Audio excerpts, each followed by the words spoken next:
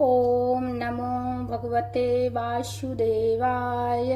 Radhe Radhe friends, कैसे हैं आप सब। मेरे लड्डू गोपाल चैनल में आप सबका स्वागत है फ्रेंड्स।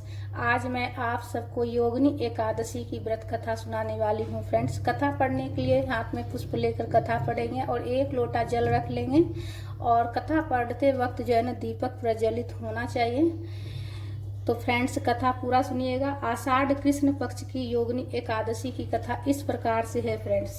श्री कृष्ण जी बोले, हे युधिष्ठिर, आषाढ़ मास के कृष्ण पक्ष की एकादशी का नाम योगिनी है। इसके महात्म्य की एक पौराणिक कथा कहता हूँ।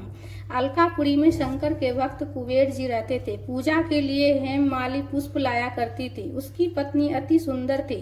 नाम उसका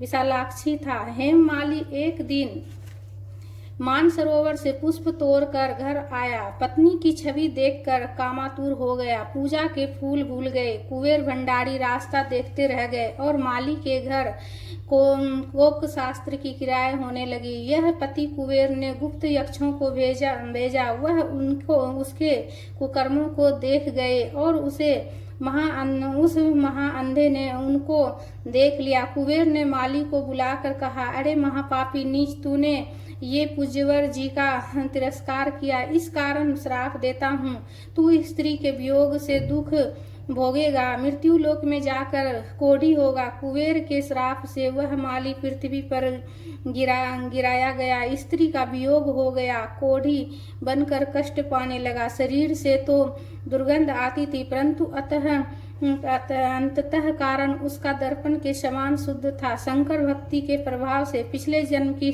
स्मृति थी।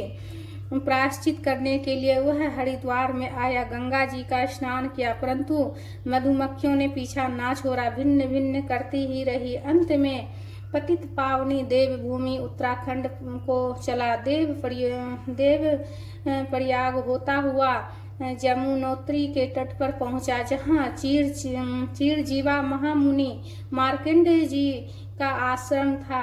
उनके दर्शन से मधुमक्खियां अंतर्ध्यान हो गई। हेममाली उनके चरणों में गिर पड़ा और अपने अपराध की कथा सुनाकर मुक्ति का उपाय पूछा। मार्कंडेय मुनि बोले, आप आषाढ़ मास के कृष्ण पक्ष की एकादशी का व्रत विधि सहित करो, समस्त पापों का नाश हो जाएगा। स्वतः हेममाली ने मुनि की शिक्षा से योगिनी एकादशी का व्रत किया। उसके प्रभाव से अपने दिव्य स्वरूप को प्राप्त हुआ, जो फल 88,000 ऋषियों को भोजन खिलाने से मिलता है, वह इस महात्म्य को सुनने मात्र से मिलता है। इस दिन मिश्री का सागर लेना चाहिए। तो इस तरह से कथा संपूर्ण हुआ फ्रेंड्स। प्रेम से बोलिए विष्णु भगवान की जय, माता लक्ष्मी की जय। कथा पढ़ने के बाद हाथ में जो पुष्प है वो प्रभु के चरणों में अर्पित करेंगे और जो 1 लोटा हमने जल रखकर कथा पढ़े थे उस जल को हम सूर्य भगवान को जल चढ़ा देंगे। सूर्य भगवान को अर्घ्य दे देंगे इस जल से। तो फ्रेंड्स, हमारे वीडियो आप सबको कैसा लगा? अगर अच्छा लगा तो लाइक जरूर कीजिएगा और हमारे चैनल पर अगर नए हैं तो सब्सक्राइब जरूर कर लीजिएगा।